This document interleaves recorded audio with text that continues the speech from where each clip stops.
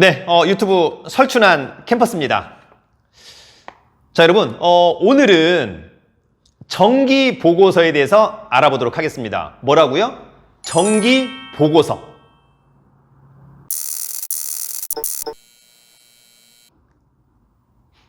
네, 여러분, 요즘 여러분들의 주식 어떤가요? 네, 어떤 분들은 상심이 클 것 같기도 하고, 또 어떤 분들은 상당히 즐겁고 쾌감을 느끼는 분도 있을 것 같습니다. 저는 약간 후자입니다. 이유는 주식 투자를 해서 상당한 수익 나쁘지 않은 것 같고요. 또 주식 강의를 통해서 또 주식책을 쓰면서 정보와 지식을 얻고, 또 한편으로는 나중에 인쇄, 저의 학원 또는 네이버 카페 설춘한 캠퍼스에 또 유튜브에 많은 도움이 될 것을 확신합니다. 여러분, 인생은 자생력입니다. 자신감, 자존감, 여러분들에게 그런 3자가 있기를 반드시 기원을 드립니다. 여러분, 오늘은 정기 보고서에 대해서 알아보도록 하겠습니다. 상장 기업이 어떤 실적을 거두고 있고 어떠한 재무제표, 이런 것들을 어떻게 알 수 있을까? 사실 여러분, 상장사가 얘기하지 않는 이상 알 수 없는 거잖아요. 네, 그래서 상장 기업들은 분기 보고서를 1년에 2번, 반기 보고서를 1년에 1번, 사업 보고서를 1년에 1번, 이렇게 총 4번의 정기 보고서를 제출하도록 되어 있다. 만약에 여러분 결산월이 12월이다. 네, 그럼 이제 통상 1분기는 1월 1일부터 3월 31일까지 그 1분기에 대한 1분기 보고서를 한국거래소 등에게 제출을 해야 될 것 같고요. 통상 분기 말 3월 31일로부터 플러스 45일이 되는 5월 15일. 그 다음에 여러분 4월 1일부터 6월 30일까지 원래 2분기죠? 근데 2분기 보고서를 내는 게 아니라 1분기 더하기 2분기 반기 보고서를 제출합니다. 네, 그래서 6월 30일까지 반기, 거기에 대한 반기 보고서는 플러스 45일, 그러면 통상 8월 14일. 그 다음에 여러분 7월 1일부터 9월 30일까지 3분기 보고서를 또 제출해야 됩니다. 9월 30일로부터 45일, 11월 16일. 자, 마지막으로 4분기죠, 여러분. 네, 10월 1일부터 12월 31일까지 4분기 보고서를 내는 게 아니라 1분기, 2분기, 3분기, 4분기 다 해서 사업보고서, 그로부터 90일 이내에 사업보고서를 제출해야 됩니다. 그래서 통상 사업보고서는 3월 30일까지 제출을 해야 된다라고 하는 점. 자, 사실은 우리가 언제 이 정기보고서를 제출한다라고 하는 점도 상당히 중요하지만, 투자자 입장에서는 여러분 수익하고 연결을 시켜야 되는 거잖아요. 왜 보냐? 또 어떻게 보냐? 어떤 점에 대해서 포인트를 둬야 되느냐? 저의 노하우 또 한번 들어가도록 합니다. 자, 여러분 6월 30일까지 반기가 끝났죠? 그러면 8월 14일 정도 즈음에서 반기 보고서가 제출됩니다. 반기 보고서가 제출되면 우린 통상 어디서 그걸 볼 수 있습니까? 금감원의 전자공시 시스템, 일명 다트에서 우리가 각 기업들을 쳐서 확인할 수 있습니다. 통상 8월 14일 날 발표가 된다. 물론 여러분 8월 14일 한 일주일 돼서 한 8월 21일 정도에 가령 매일경제신문 이런 데 보면 결산 공고가 쫙 나와 있습니다. 그래서 실적들이 쫙 나와 있죠. 그러나 그 타임은 약간 늦는다. 그래서 통상 반기 보고서가 발표되는 8월 14일 즈음에서 실적이 좋은 회사들, 그죠? 실적이 좋은 회사들은 사실 반기 실적 발표가 된 날 매수해도 사실은 상당한 수익을 거둘 수 있다라고 하는 것이 저의 경험칙입니다.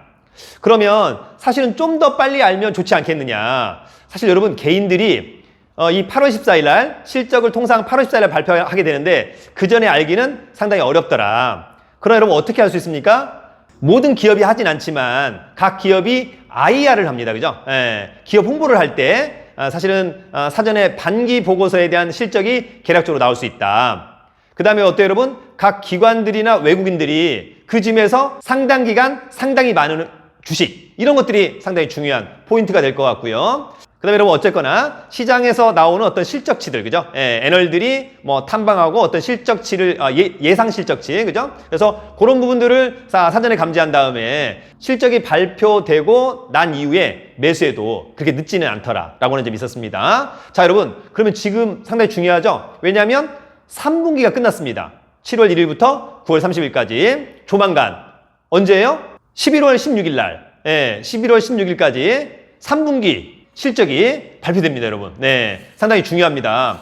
이 3분기 실적이 발표될 때 전년 동기 대비 얼마나 좋아졌는지, 또 2분기 대비 얼마나 좋아졌는지 여부가 상당히 중요한 포인트가 될 것 같고요. 여기서 이제 실적이 좋아졌다라고 하는 것은 매출액의 증가, 영업이익의 증가, 당기순이익의 증가, 이런 3박자라면 최고의 주식이다. 이렇게 여러분 정리 한번 해볼 수 있을 것 같습니다. 이런 것들 여러분 어디서 확인한다? 금감원의 전자공 시스템에서 누구나가 쉽게 확인할 수 있다고 하는 점. 그러나 사전에 아는 것이 상당히 중요하다. 사전에는 어떻게 알 수 있느냐? 사전에는 각 증권사의 보고서라든지 기관과 외국인이 이를테면 지금부터 그죠? 순매수를 상당 기간, 상당량 하는 그런 기업들을 꼭 찾아내는 습관을 가지시면 좋을 것 같고요. 우리가 그러면 기관이나 외국인이 순매수하고 있는지, 어떤 주식들을 순매수하고 있는지 알 수 있느냐? 그러면 알 수 있습니다. 통상 우리가 HTS에 가보시면 기관과 외국인의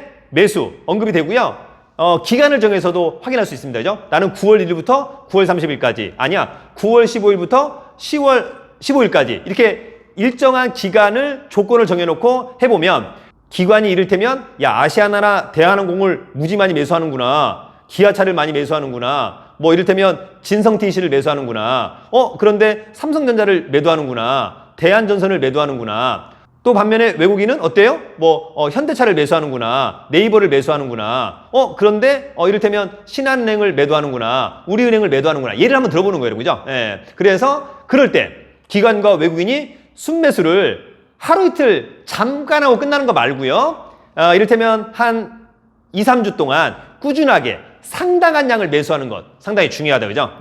여러분 우리가 상당한 양이라고 하는 것은 뭐냐? 자, 여러분 답은 없는 거지만 통상 한 1에서 3% 이내 정도만 매수를 한다라고 하더라도 상당히 유의미한 그런 매수량이 아닌가, 저는 개인적으로 이런 생각을 해봅니다. 여러분 이제 3분기가 끝났습니다. 3분기 실적 11월 16일 정말 발표 나자마자 실적이 아주 좋아진 회사들을 급급 매수해야 된다고 하는 점 너무너무 중요한 포인트입니다. 그 다음에 여러분 개인적으로는 실적이 발표나고 나서 한 일주일 정도 있다가 매경이나 이런데 한눈에 딱 볼 수 있어요, 여러분. 그죠? 매출액과 영업이익과 당기순이익이 증가한 회사들, 그런 것들 한 2, 300개 되거든요. 그런 것들은 이제 핸드폰에다가 쫙 저장을 해가지고 그런 회사들의 주가의 추이, 기술적인 분석, 그 다음에 기관과 외국인의 순매수량, 이런 것들을 해서 매수하거나 매도하거나 이런 부분들을 적절하게 하시면 상당히 좋을 것 같습니다. 여러분 주식은 정말 실적이 뒷받침되어야만 한다라고 하는 점이 너무너무 중요한 포인트 아시겠죠? 그래야 또 존버할 수 있습니다. 존중하면서 버틸 수 있다. 여러분 정말 돈 버는 방법 다양한데 주식을 통해서 여러분들 큰 부를 이루기를 기원하겠습니다. 여러분 돈 많고 실력 있으면 살기 좋은 나라 대한민국. 유튜브는 어디라고요? 유튜브는 설춘한 캠퍼스. 설춘한 캠퍼스 최고 최고 최고.